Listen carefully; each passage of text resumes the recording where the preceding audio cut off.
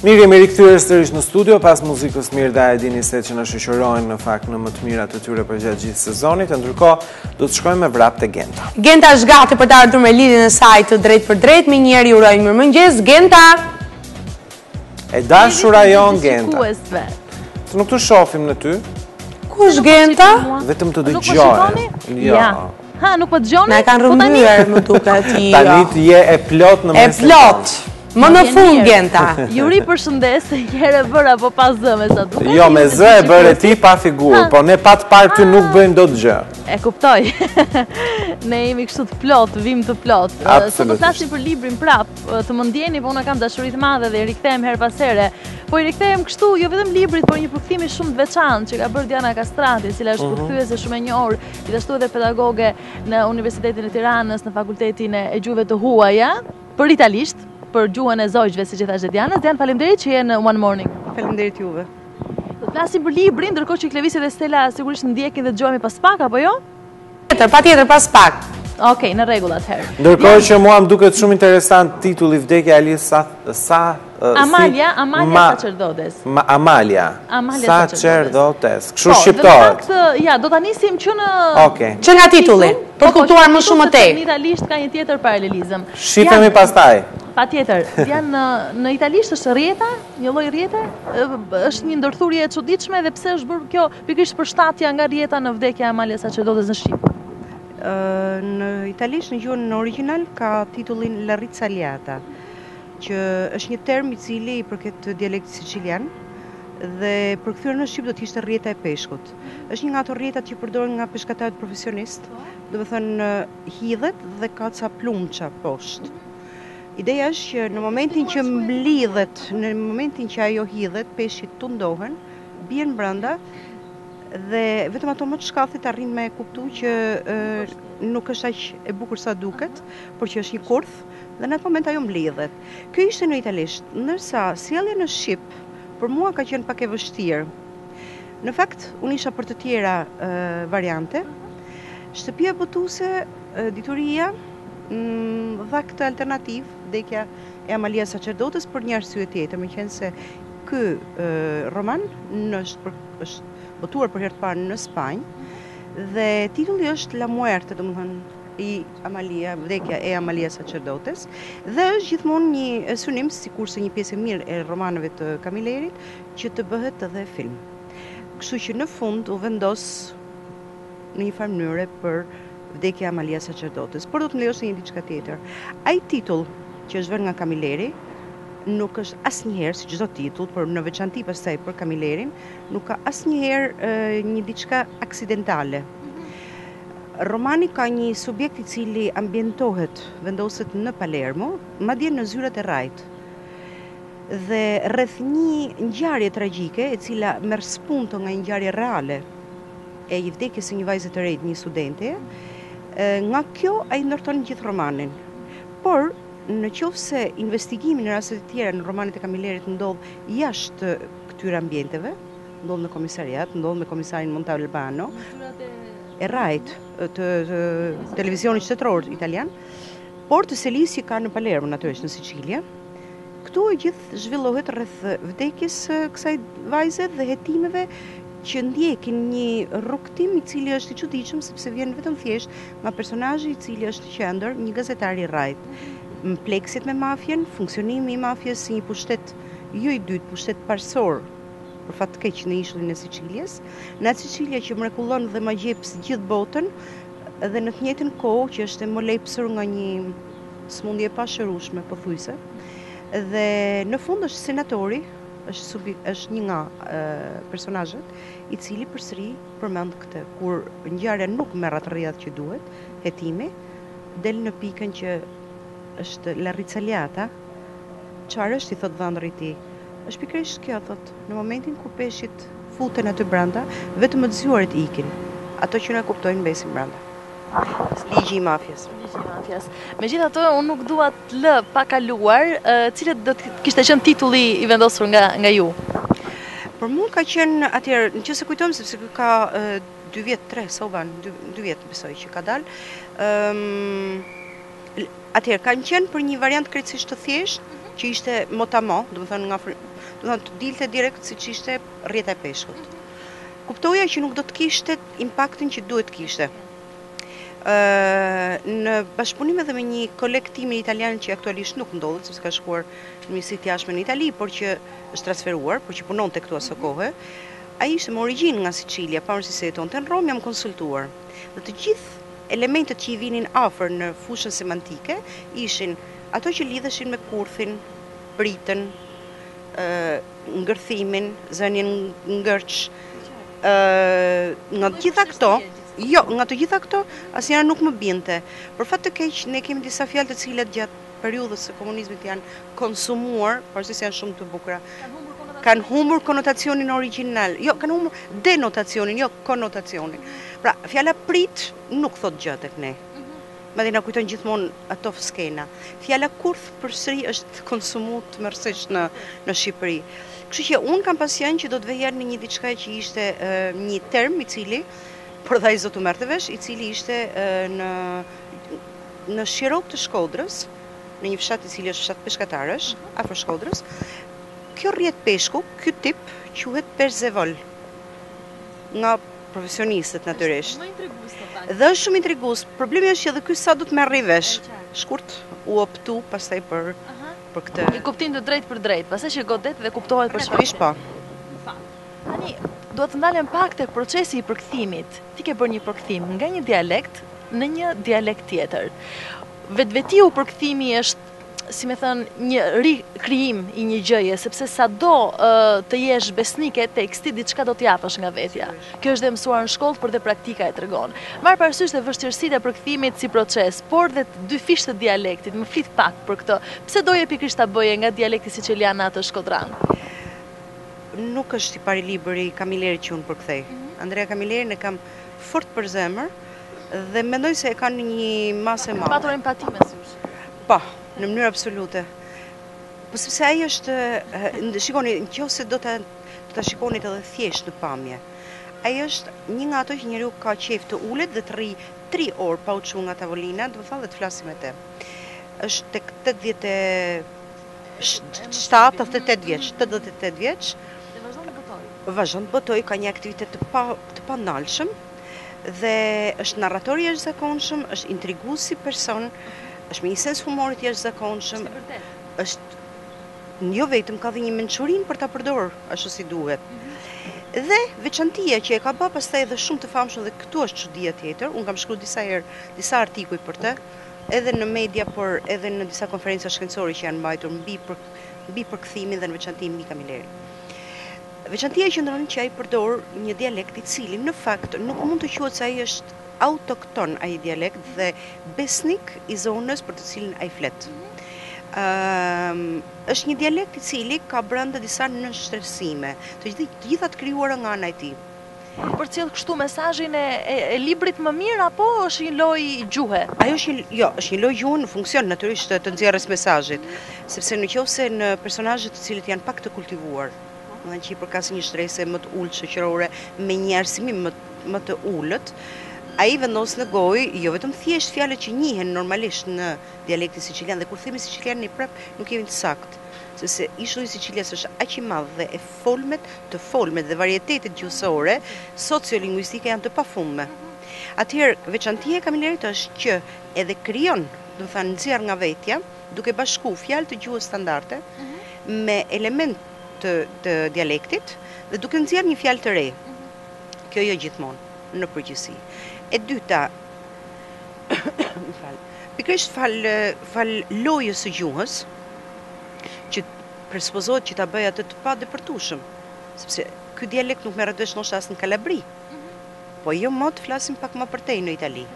E megjithatë ka lexues të pafund nga jugu deri në veri të Italisë, e jo vetëm, por është i përkthyer pothuajse në të gjitha gjuhët e botës.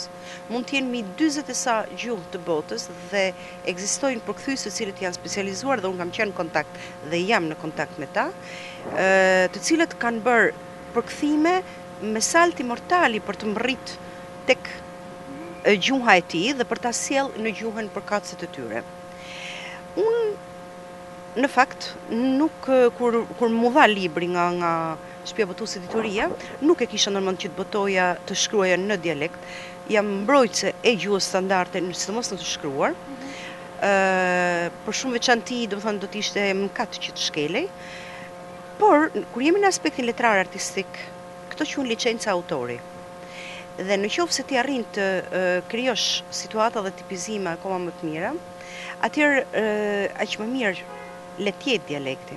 Dhe unë vija re që në qoftë se përdorja dialektin, dhe në këtë rast do të specifikoj jo thjesht dialektin e Gegrishtes, por dialektin ose të folmen më mirë e qytetit Shkodrës, për nga kam edhe origjinën. Aty e dallueshme. Po. Dhe nuk bëjnë ndonjë përpjekje për ta hequr. Bën shumë mirë që nuk bën përpjekje, se është shumë e bukur.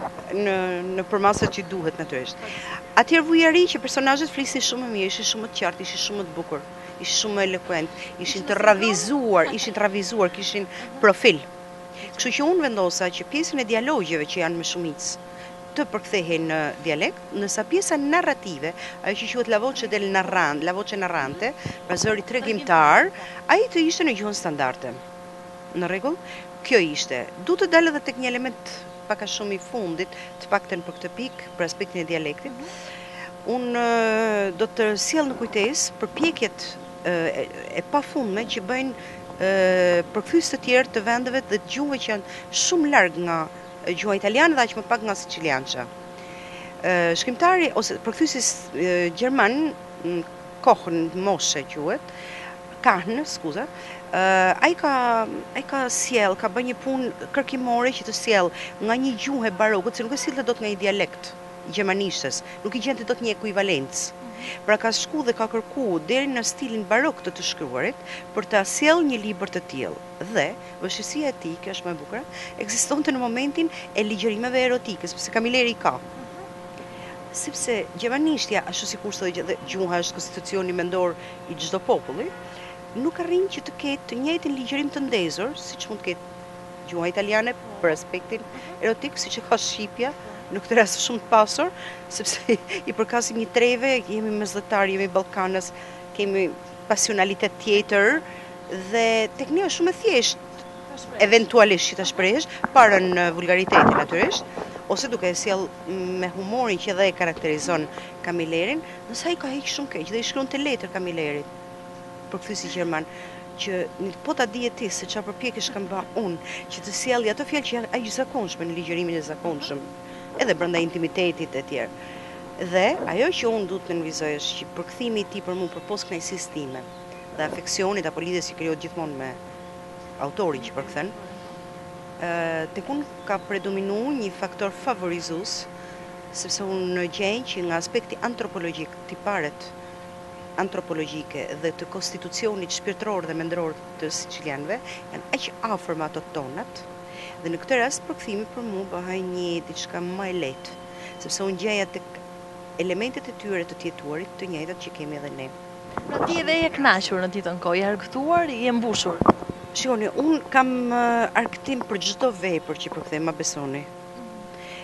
Në këtë rast më kënaq sepse e du autorin. Unë kur i gjej frazat e tij edhe kaq të shkurta apo edhe kaq të gjata dhe dalloj, ja njoh stilin edhe në presje, edhe në pauzën që mund të bëjnë. Absolutisht. Është kinematografik dhe jo rastësisht është bën kinematografik. Romanet e tij, të paktën me komisarin Montalbano, kanë bërë xhiron e botës, vazhdojnë të përcillen te Fox Crime aktualisht përpos tek Rai dhe tek vende të tjera. Unë kam përkthyer dikur një tjetër, do të thënë një autor shumë të vështirë që ishte Machiavelli, që është i 1500-s në Itali, dhe që ishte një përkthim vërtet shumë i vështirë nga çdo pikpamje. Jam argëtu edhe aty. Është një lloj të caktuar, është një satisfaksion i një lloji të caktuar ai tjetri. Sepse aty gjen mençurinë e një lloji tjetër apo shumë element. Ndërsa ky ka brenda argëtimin për mua, paktën. Të ka ardhur shumë natyrshëm, kam përshtypjen. Natyrshëm jam pajis, njëkohësisht edhe me fjalor, të cilët janë enkas të bërë për veprat e Camillerit. Pra nga siciliançe në gjuhën standarde italiane. Dhe pastaj edhe me fjalor të tjerë dhe pastaj me persona të cilët kanë origjinën prandaj dhe që natyrisht janë më në brendni të kontekst. Po pastaj vjen dhe familiarizohesh me termat. Përveç faktit të familiarizimit me termat apo të punës kënaqësisë që merrti nga kjo punë, fakti që të dashur të shfletosh më shumë se një fjalor, më shumë se një proces pune, e kam përshtypjen, kjo ka patur atë jo haraqin e vet, nuk dua ta them si badlodhse, por le të themi një lloj peshe, një lloj përgjegjësie. Po, sepse ishte mkat që të humbje nuancat që jepeshin me një fjalë të vetme në dialekt. Dhe prandaj unë më doli gati e natyrshme që unë duhet përdorja dialektin.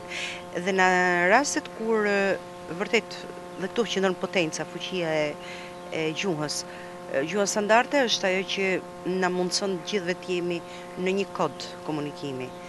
Dialekti të shton të gjitha konotacionet, nuancat e një bukurie të pamat që nuk mund të gjesh asnjëherë tek gjuha standarde. Aty dhe duhet të përmend edhe një libër të fundit që ka dalë nga Camilleri, është një, si themi, është një si dialog i vendosur midis Andrea Camilleri dhe Tullio De Mauros. Ka dalë në muajt e fundit. Tullio De Mauro është një nga linguistët më të mëdhenj në Itali dhe në Europë. Dhe është një dialog mbi dialektin dhe mbi gjuhën standarde. Dialog i lirë, por që ka në thelb duhet të dalë tek përfundimi, tek ai që përmend dhe Camilleri. Kur diskutimi bëhet serioz, përdor dialektin, sepse dialekti është gjuha e autentikës. Ne nëse duam të shprehim emocionet, ne nuk shprehemi kurrë në gjuhën standarde dhe në normat që normalisht duhet të jenë në kontekste të caktuara. Njeriu në emocionet pozitive dhe negative i drejtohet gjuhës së vet, asaj të lindjes. Diana, ti ke bërë një punë të jashtëzakonshme me përkthime të tjera të librave, siç përmendet rastin e Machiavellit, që të është dashur dhe përshtatje si mendore, emocionale etj etj. Prit pak për këtë pjesë që mos ta lëm lexuesin dhe shikuesin ton në hije. Në fakt unë u përmend Machiavelli sepse ai ndoshta përbën në rast më shumë të veçantë përkthimi. Emri i tij besoj njihet nga të gjithë pavarësisht se sa mund të njihet përmbajtja, por ajo është nga figurat më komplekse që ka ekzistuar në 1500 në Itali, por jo vetëm në Itali.